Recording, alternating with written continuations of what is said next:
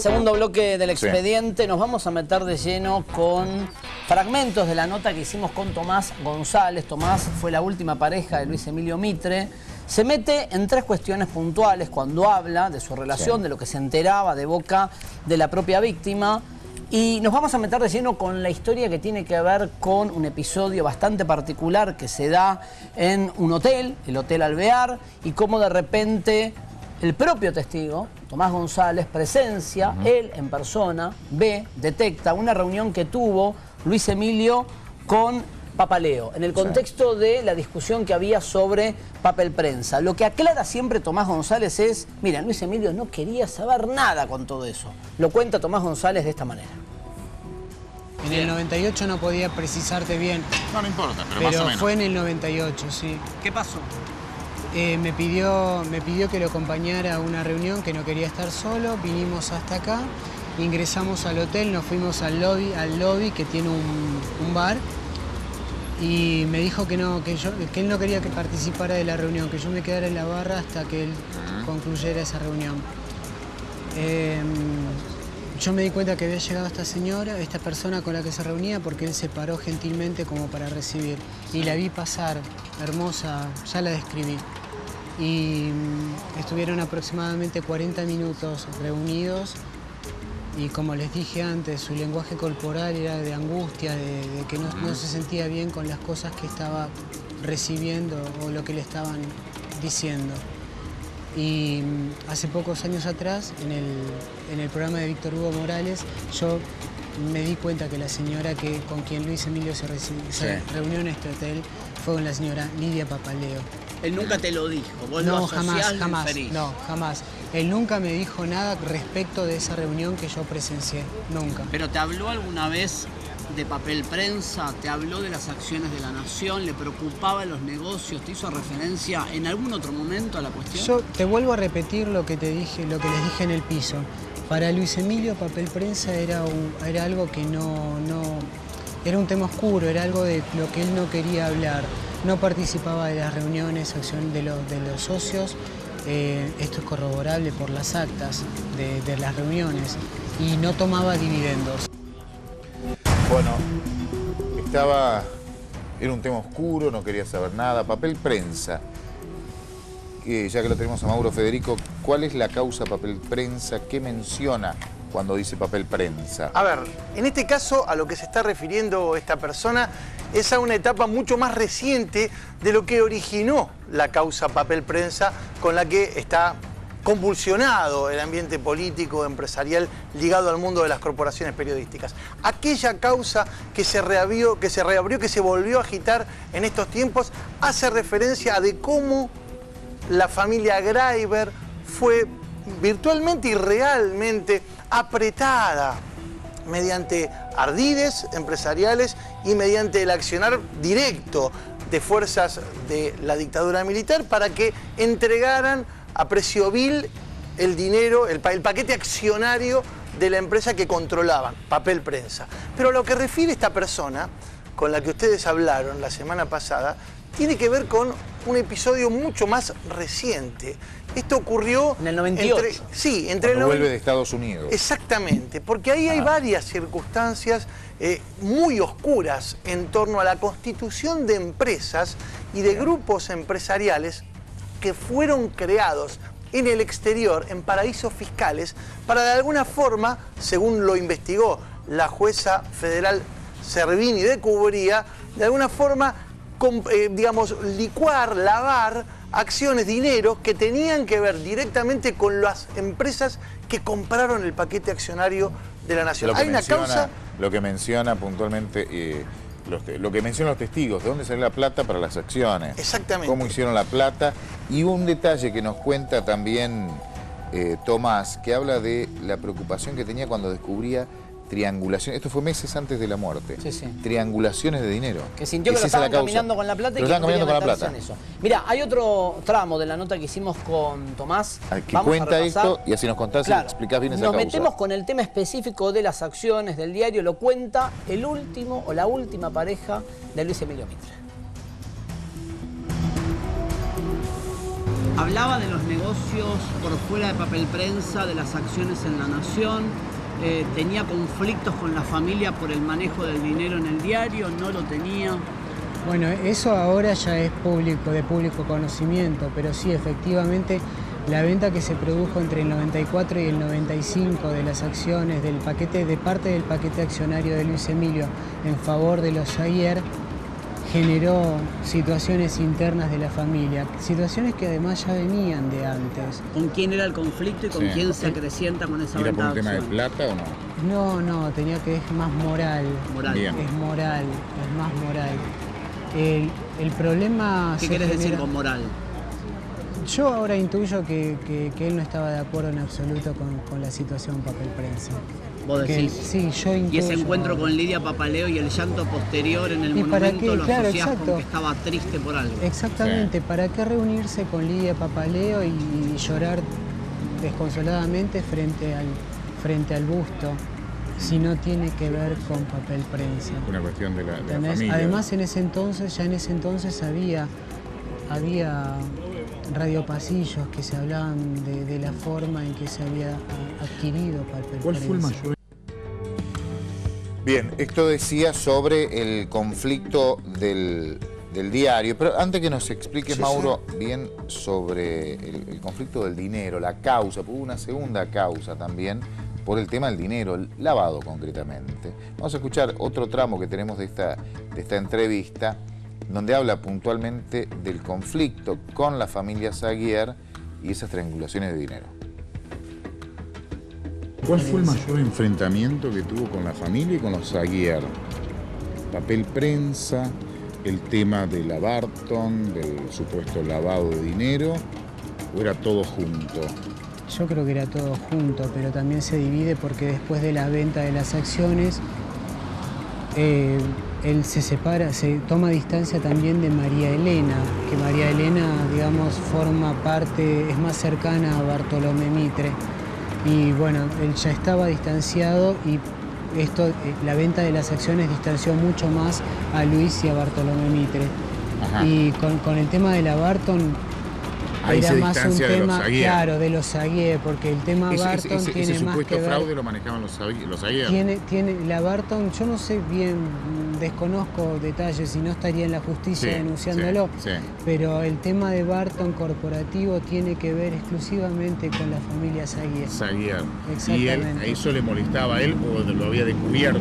Él había descubierto eso porque durante varios años el diario no había dado dividendos. Y eso le llamaba la atención. Exacto, eso le había llamado. Era un diario que se vende el segundo más vendido. Exactamente, es publicidad, bla, bla, bla. ¿Y él estaba perdiendo plata de acciones? Sí, por supuesto. Sí, él conservaba nominales, no acciones H, B o... ¿Qué significa? Terrible, porque lo escucho decir, un diario que no daba ganancias, cuando realmente era uno de los diarios... Claro, bueno, fíjate, que necesitaba créditos, necesitaba préstamos. Luis Emilio es asesinado en el 2006. Sí, en realidad las últimas horas del 2005. Entonces, el 2006 bueno, fuerte. En noviembre del año 2003... habíamos salido de la convertibilidad con todo lo que eso había generado en la industria editorial fundamentalmente. El balance del diario La Nación presentado ante la Inspección General de Justicia da 236 millones de pesos de déficit, de pérdida, y 342 millones de pesos de déficit capital. Estaban realmente lo que dice Tomás, que le había contado Luis Emilio, ¿quiénes dieron los era números? Cierto. Esa información se corrobora con esos números. Exactamente. Pero ¿por qué el año 2005 me dijo, agarrá 3, 4 sobres de madera, y menciona una empresa. Nombre. Menciona una empresa, Barton. Vamos a hablar de esa le iba dando papeles, guardar este sobre, guardar este otro, porque se había dado cuenta de algo. Estos fueron meses antes de su muerte. Bueno, entonces volvamos 10 años justo antes. 10 años justo antes. En el año 94, 95. Yo les dije, pidieron un crédito de 40 millones, se los da el Credit Suisse. ¿Qué hacen con ese dinero? Bueno, vamos a ver en una gráfica que queda muy claramente determinado cómo la familia Zaguier compró el paquete accionario de La Nación. A ver. Fíjate vos qué interesante. Creó esta empresa, MNMS Holding. Fíjate, MNMS, ¿qué significa? Matilde Noble y Mitre de Saguier, la madre de los hermanos Saguier que controlaron el diario. Con esta empresa crearon Matilde Saguier Corporation y Barton Corporation. Justamente la idea ¿cuál era? Que fuera esta la controlante indirecta, un método muy común. Crean una empresa, luego crean otra para que la controlen de modo tal de difuminar, dejar poco claro quiénes son los verdaderos responsables del paquete accionario, del control del paquete accionario. ¿Quiénes son entonces estas personas? De Barton no se sabía nada, pero sí se sabe de la otra empresa, de MNMS, que es la empresa que, como les decía, tenía sede en las Islas Caimán. Matilde Saguier Corporation estaba integrado por la señora, aquí la vemos, fíjate vos, poco se la muestra, por Julio Saguier y por Alejandro Saguier. Bien. Eran los tres titulares de acciones. Matilde tenía la mayor parte, Julio y Alejandro eran accionistas minoritarios. Acá queda claro de qué manera estas empresas se hicieron de la mayoría del paquete accionario. ¿Esa banderita? Del diario La Nación. Esto remite a lo que se llaman Islas Británicas Vírgenes, las British Virgin Islands, y la otra bandera hace referencia a la Gran Caimán, que son las dos sedes. Recurrente lugar de acuerdo a lo que aparece en este expediente. Islas Caimán. Islas Caimán. Varios declaran La Plata ahí. Y vos fíjate, bueno, justamente son los lugares, son los ámbitos en donde se pueden crear empresas sin demasiado control del paquete accionario, y son lugares en donde habitualmente se utiliza para radicar firmas a través de las cuales se efectúan maniobras de lavado de dinero. Esto investigó la jueza María Romilda Servini de Cubría a raíz de una denuncia, dos denuncias hay que decirlo, que en el año 2003 llegaron hasta su juzgado y que hizo algo María Romilda Servini de Cubría que realmente fue muy osado. A ver. Allanó las oficinas de La Nación. 2003. En el año 2003. El 28 de mayo del año 2003, Servini de Cubría allana las oficinas centrales del diario La Nación y varias propiedades de la familia Saguier, en busca de papeles que le permitieran corroborar el contenido de las denuncias. Sí. Había una causa, hubo un allanamiento. ¿Qué pasa con posterioridad a eso? Un enorme lobby del Grupo La Nación, acompañado de las entidades empresariales periodísticas, como ADEPA, como las cámaras de editores de diarios, presionaron para que a la jueza Servini de Cubría le hicieran un juicio político. Le pidieron el juicio político por haber allanado el diario. Exactamente, por decir supuestamente que había violado la libertad de expresión, las frases que utiliza Saguier en el momento en el que pide el juicio político es: esta jueza atentó contra la libertad de expresión, se quiso cargar a las libertades individuales. Bueno, nada de eso se corroboró, porque de hecho a la jueza Servini de Cubría la exculpan, dicen no es responsable de esto, y lo que hizo fue legítimamente ir en busca de papeles que no pudo finalmente encontrar, porque ¿qué hace la sala de cámara? Da por cerrada la causa, y en el año 2005, si te he visto no me acuerdo. Los papeles que tenía, lo que menciona Tomás, que eran los papeles que él agrupaba, de acuerdo a lo que le decía Luis Emilio Mitre, en distintos sobres. 3 sobres, Barton, Simeco, que están con su letra y que él sospecha, al menos sospecha, que alguien se los llevó de la casa después. Era Barton, Simeco y Merrill Lynch, era el otro, no me acuerdo, los menciona Tomás. ¿Cómo era la supuesta maniobra de lavado que investigó la jueza? Bueno, justamente hacía referencia a la creación de una empresa como fantasma. Sí, en realidad eran la creación de 3 grupos empresariales en estos paraísos fiscales con el objetivo de difuminar de alguna forma el verdadero componente del paquete accionario y de dónde había provenido el dinero. Fíjate lo curioso, recién lo decíamos, creo que tenés una placa, recién lo decíamos. Sí. La denominación de la empresa, MNMS, remite, vos fíjate, esta señora tiene 3 de los apellidos más, de alguna manera, patricios, ilustres de las corporaciones empresariales periodísticas. Noble y Mitre y Saguier. Bueno, Sí, ustedes saben que la señora tiene una vinculación de parentesco, incluso con Ernestina Herrera de Noble. Por eso lleva el apellido Noble y Mitre de Zaguier. Bueno, esta es el Holding Corporation que controló el paquete accionario del diario Sociedad Anónima de la Nación. Recuerden que Tomás González, la última pareja de Luis Emilio Mitre, dijo acá que Luis Emilio Mitre con todo esto no quería saber absolutamente nada. Nada. ¿Te acordás las frases que yo usaba? No quería saber nada. Pero vos no le fíjate, gustaba toda esta movida. Con todos estos elementos, un juez penal económico, otro fuero, este era el federal, María Romila Servini de Cuba. Penal económico. Pero el penal económico, en el año 2007, el doctor Javier López Vizcayart, Ya con Luis Emilio fallecido. Asesinado. ya asesinado, Luis Emilio, Un año después. toma parte de esta investigación y logra determinar que había una maniobra ya no solo de lavado presunta, sino concreta de evasión impositiva. ¿Y qué hace? Primero imputa y luego procesa. Ustedes que son expertos en el manejo de la información judicial saben que cuando hay procesamiento hay semiplena prueba. Ya indagatoria. Y ya hay indagatoria. Ya indagatoria. Los procesa por evasión impositiva. Incluso le llega a embargar, los embarga por 5 millones de pesos a la señora Matilde y a uno de sus hijos, a Julio. Bueno. Este procesamiento, que cuando vos hablás con López Vizcayart, por supuesto, al día de hoy, él tiene un muy mal recuerdo de todo lo que fue esto, porque él ¿Por qué? sigue sosteniendo que había elementos muy firmes y de peso para avanzar y que ese procesamiento se transformara y llegase a un juicio. Y él dice que no ve razones objetivas por los cuales, un año y medio después, la sala, digamos el Tribunal de Alzada, termina desestimando... Le voltea el procesamiento. Exactamente, y le voltea el procesamiento. Las presiones de las corporaciones, ustedes saben... Se lo digo en otra terminología. A ver, usted que por ahí no ha podido pagar un impuesto sabe lo que le pasa. Al que va de mucha plata... 5 palos. Es muy difícil.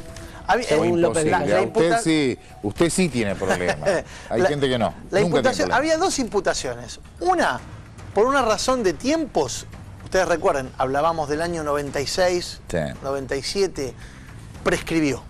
Esa era una causa por evasión agravada, que de haber avanzado, según el código penal, le hubiese cabido entre 3 y 9 años de prisión. La misma figura que tiene hoy Fariña, por evasión agravada. Por ejemplo, pero por razones de tiempo, transcurrieron más de 10 años.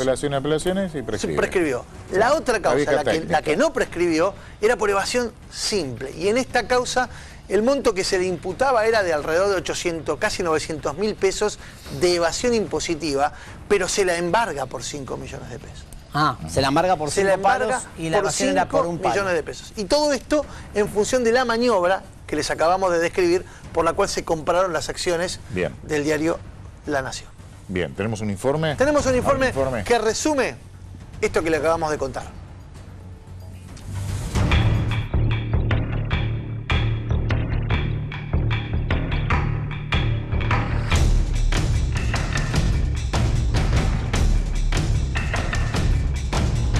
Arena blanca, clima tropical, mar turquesa. Estas condiciones convierten a las Islas Vírgenes y a las Islas Caimán en verdaderos paraísos naturales. Pero gracias a sus exenciones tributarias, para la familia Zaguier, estos dos enclaves caribeños se convirtieron, además, en un paraíso fiscal para evadir impuestos.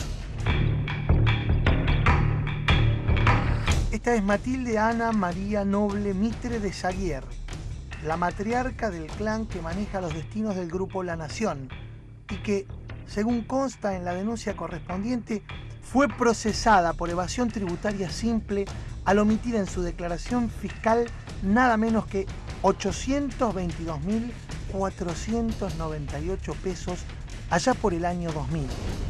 En su declaración indagatoria manifestó que delegaba el pago de los impuestos en sus hijos. Por ese motivo, Alejandro Julio Zaguier y su madre, dos de los principales accionistas de La Nación, fueron embargados en 5 millones de pesos.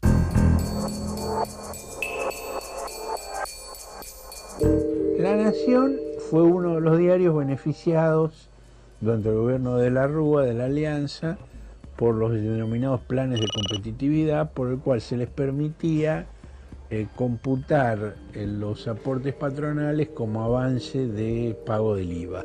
Ese decreto fue prorrogado luego por el senador Eduardo Duhalde, y a raíz de ese decreto la Nación solicitó y la justicia le concedió una medida cautelar por la cual no pagaban el IVA, sino que seguían descontando las contribuciones patronales cuando ya había vencido el plazo de los 4 meses que marcaba el decreto. Y esa es la deuda que la Nación sigue sin saldar con el fisco.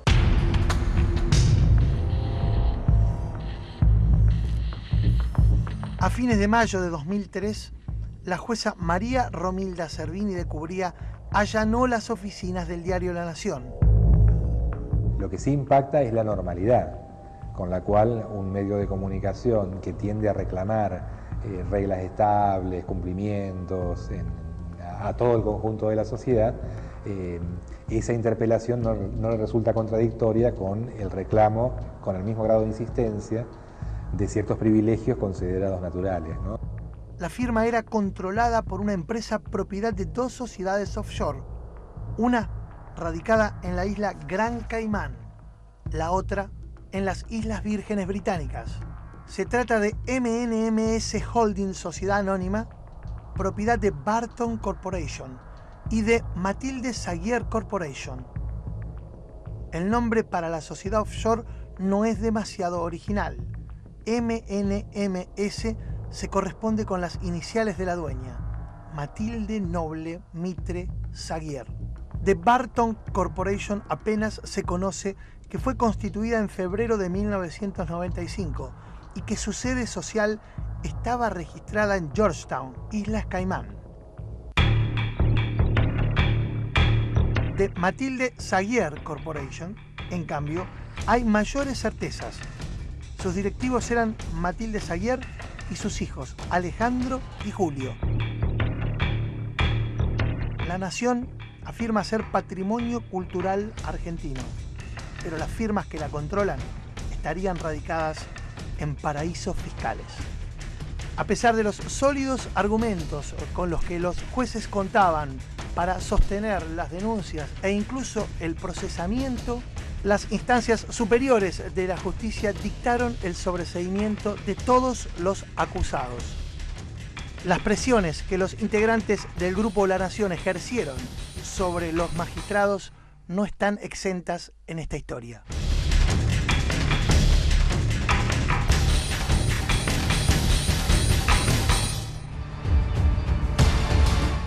Le agradecemos a Mauro Federico, ha sido muy completo. Gracias el informe. a ustedes, chicos. Nos ayudó a explicar algo de lo que entendemos poco, que son las causas económicas.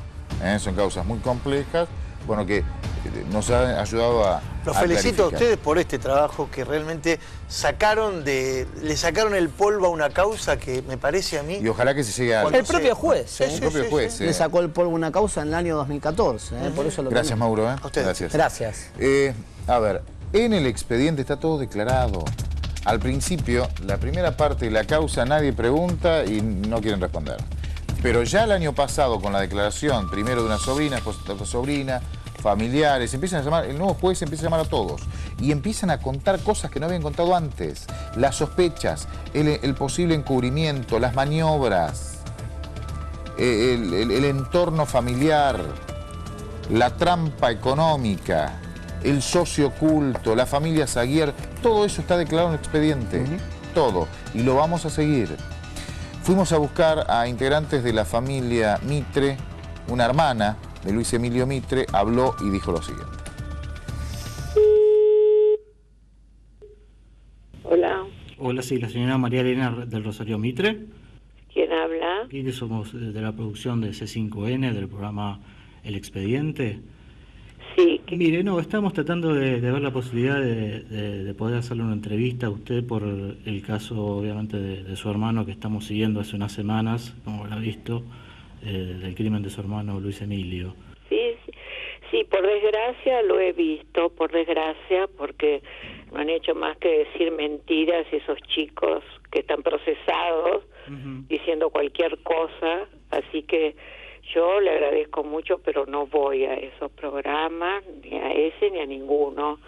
Yo no, porque estoy totalmente en desacuerdo con tengo un perfil re bajo toda mi vida, sí. Y he estado mirando, por supuesto, los programas porque me ha llamado gente, bien, lo he pasado realmente mal. Este nuevo juez es como que está tomando nuevas declaraciones. Este nuevo juez es una maravilla. Bien. Después de que han dicho que no lo es, también esos chicos que son unos delincuentes. Y puedo, en todo caso, si sirve, que hable mi abogada. Esto va a continuar, porque a mí lo que me gustaría es que dijeran la verdad. ¿Y cuál es la verdad? Y la verdad no es la que están diciendo. ¿Pero hay dudas dentro de la familia de que pudo haber sido un crimen vinculado a una cuestión intrafamiliar o una pista económica? Yo no tengo ni idea, pues soy una persona que estoy en blanco. Mi vida la pueden mirar de arriba a abajo, que todo está bien, y yo no puedo hablar de mi familia, evidentemente, de ninguna manera. Para mí estos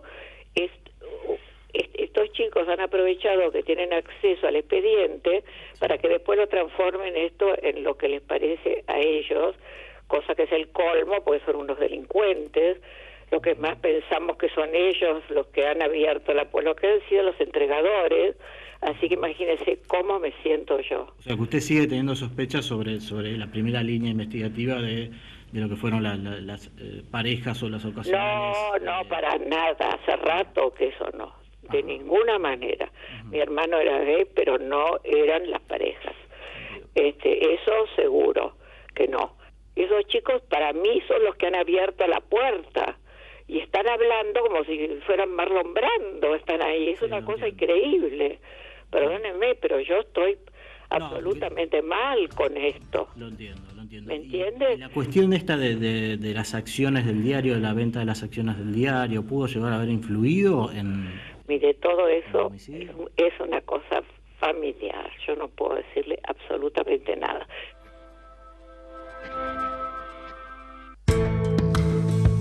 Bien, en un ratito nos vamos a meter con el brutal asesinato de Nahuel Iraizos, una historia que lleva 11 años, una historia de impunidad, una combinación entre un policía federal, un policía de la bonaerense, un civil. Quisieron hacer pasar un crimen con connotación política por un asalto común. Y lo peor de todo es que los condenados, uno está muerto y los otros dos ya están libres. Y para colmo, son vecinos del padre de la víctima. En un ratito, el brutal asesinato de Nahuel, una historia que combina una trama política, un robo que no fue tal y también cierta dosis de encubrimiento.